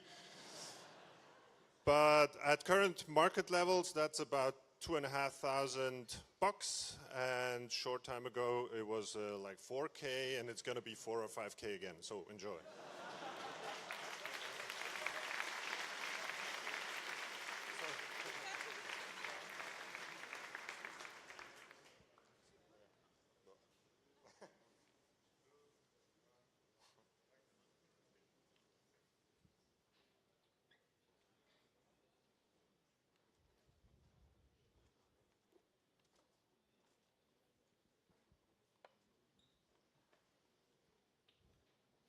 These days were amazing. We've seen so many solutions. As Innovation Lab of Raiffeisen, we were looking for prototypes around voice-controlled banking. And it was incredible what we have seen. It was a really close race. We have a winner also, but we will also contact those teams that were pretty close, because we think, in addition to prizes, you need to have a chance to pitch at our innovation processes and can come, pitch it, and we'll find a way on how to go further maybe. But the winner is, and that's why we're all excited. We had one team who surprised us really with something new. It's not just banking, it's also something to educate young people, not just to manage their money, also to get stuff done. And the winner is Speaky Bank. Woo!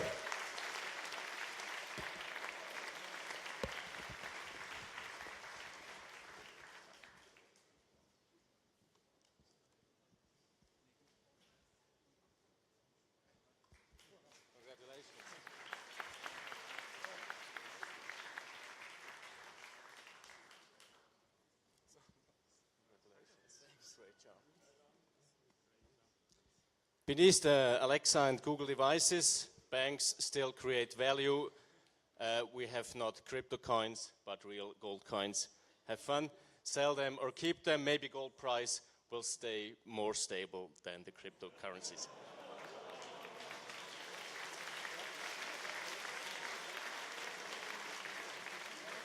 Great job.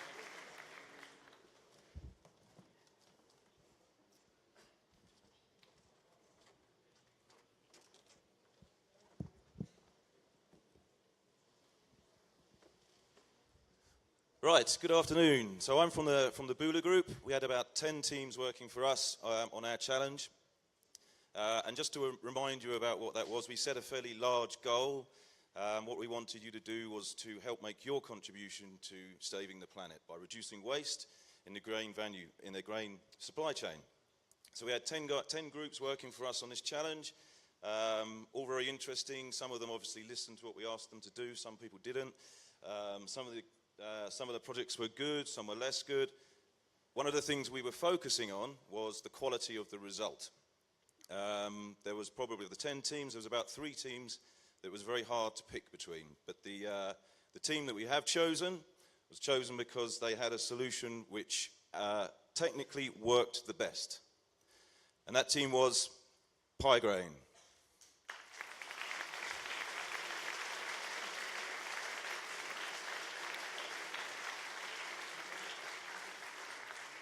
So just whilst these guys are walking up here, one of the takeaways I'll take away from this, I mean, all of the guys we worked with were good. All of you guys are good. And if industry can just take about 2% of the enthusiasm, creativity, and imagination that you guys bring, then we'll all be better off. So, Pie Grain, you're the winner. We've got some iPads for you over here.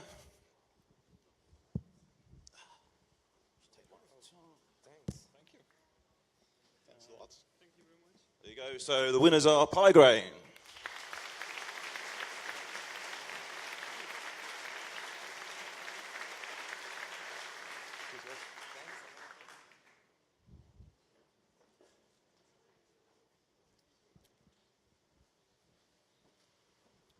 Hello, everybody.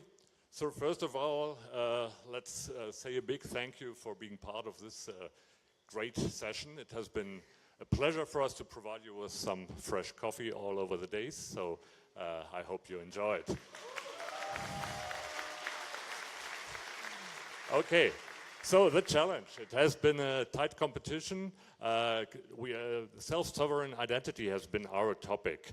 So our winner team, to just approach this, our winner team managed to build up a solution for immediate micropayments based on the self-sovereign identity of Uport, together with the attestation framework of TINM and a off-chain payment channel, Raiden, which has just been set live a couple of days ago. So that alone has been quite a challenge, I suppose. And they sugared that with a nice and neat user interface for an application to realize instantaneous micropayments backed by the blockchain. So the winner team, Raiden.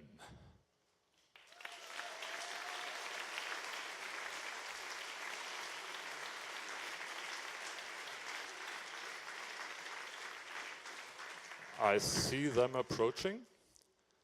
Okay, and your prize, of course, working on the blockchain, on the Ethereum blockchain, well, there are some ethers in here for you to spend. Congratulations.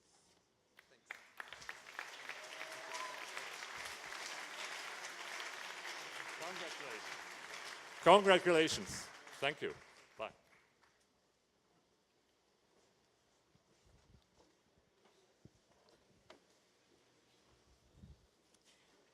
So, hello everybody. So we really want first to thank all the participants to our challenge. We worked very hard with Jürgen and Jonathan over the last months to make our challenge like easy, well documented and working, and the truth is it was not. So thank you guys for all the code you've written, the fixes, the pull requests you made. That was super helpful. Then our winners, I mean, we saw 26 great projects. Our winner not among them. Actually, you might know that teaching gestures to a robot is an incredibly complex task. Well, our winners were not aware of that. So what they built in like 40 hours is a way of like capturing hand tracking in HoloLens and sending real live coordinates directly into the robots. So they were able to manipulate real-time the robots. So think of it of like remoting into situation like, I don't know, nuclear power plants or this kind of stuff. But they did not stop there, because that was not enough. They then built a framework where they could actually teach the gestures to the robot, and then they could deploy it to a lot of different UMIs. So think about a factory floor where in a matter of a few minutes, you could like teach a gesture and deploy it to the entire facility, factory floor. So yeah, please give a big round of applause to Robotair. I think that's their name, I hope.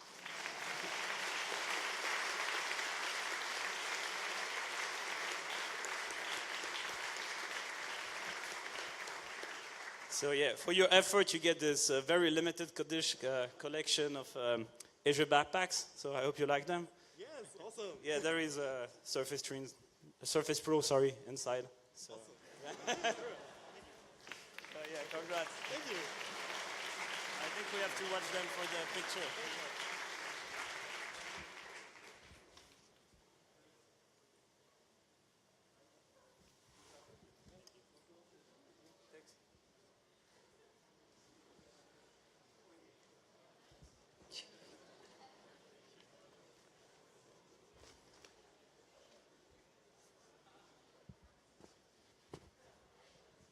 Okay, first of all, I would like to say thank you to all the teams who participated in our challenge.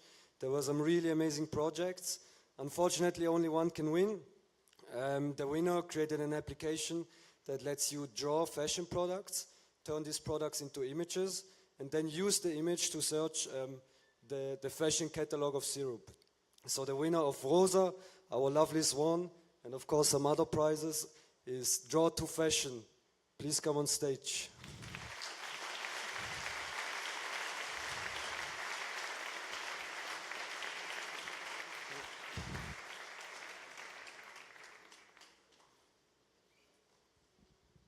And please promise to take good care of Rosa.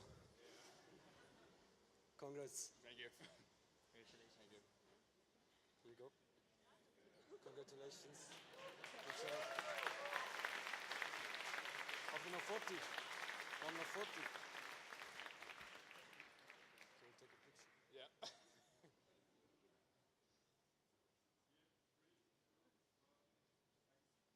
you. Awesome. You can take this one. Yeah. You have to take care of her.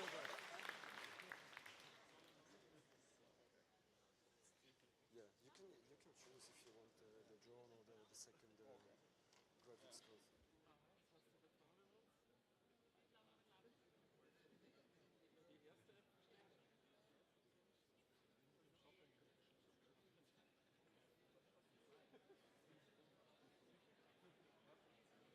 All right. So let's congratulate all workshop award winners.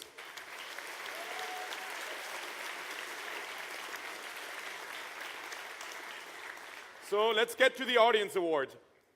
So as we made the Slack poll working, I think we had a pretty clear audience winner actually, and that's Team Crowdpick. Please get on stage.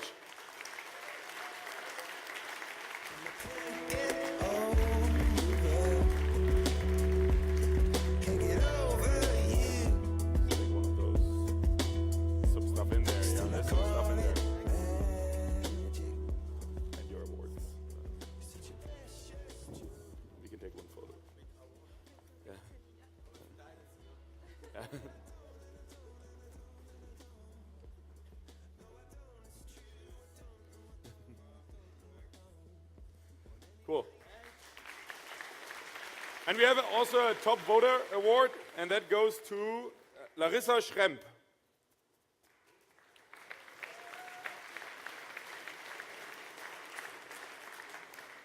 Award.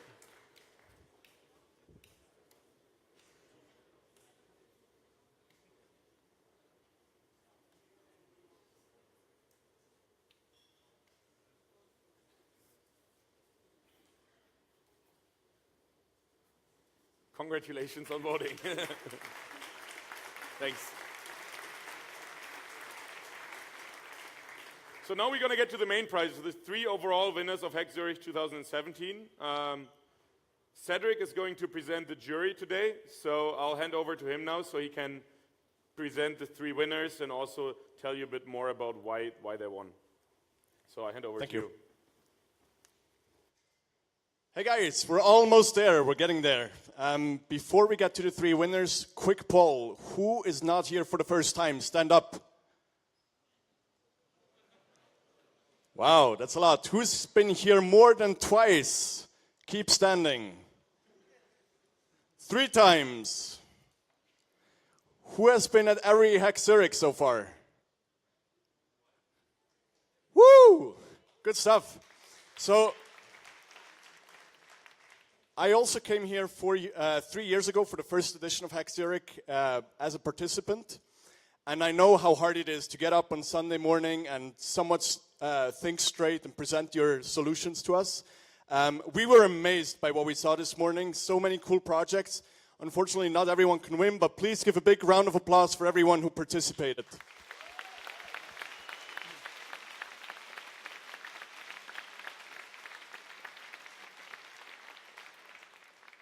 I'm also amazed by how big HackZurich has grown over those years, and I'm just fascinated by how these guys spend all their spare time leading up to the event to organize such a well-organized and big event. So please also give a big hand of applause for Jonathan, Rasmus, Seth, and the rest of the HackZurich team.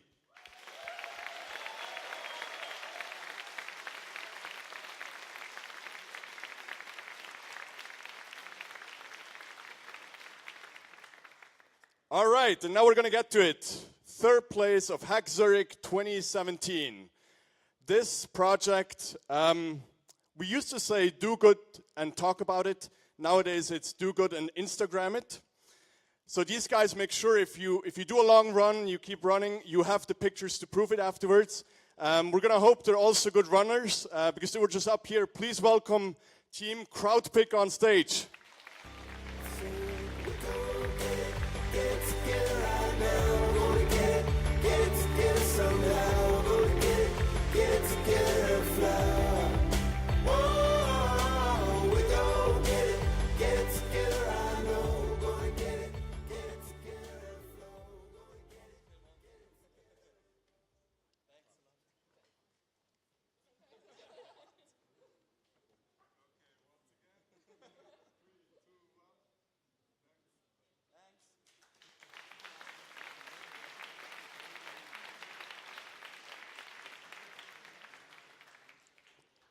Runner-up, 2nd prize of HackZurich 2017. Technology is most important and most effective when it changes the life of the people we love for the better. And this startup convinced all of us because they change the life of many children. Please welcome on stage Team J-Red.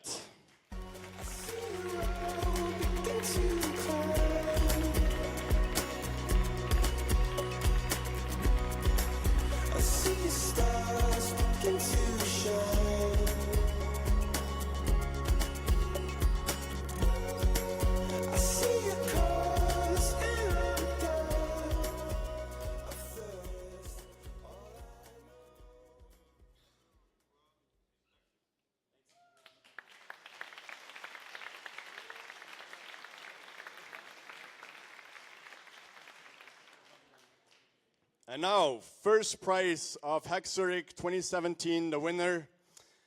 These guys built something that helps those people who risked their lives to save others, and hopefully their project is going to come into existence and save many lives. Please welcome on stage Team Holla Brigade.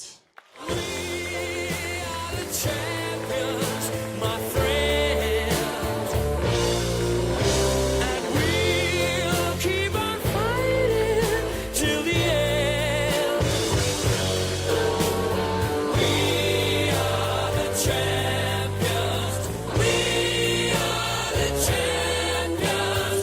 No time for losers, 'cause we are the champions of the world.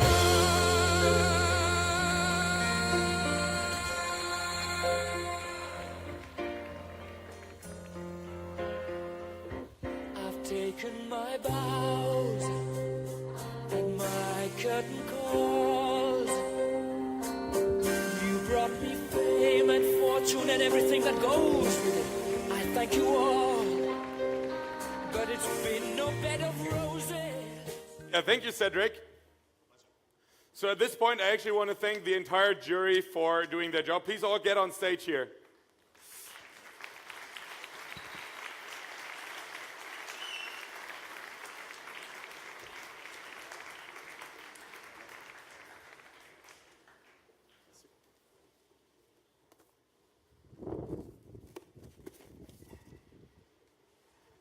Thanks, guys. Thanks.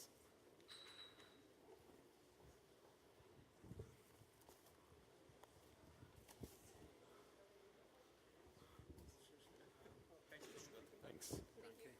Let's give a round of applause.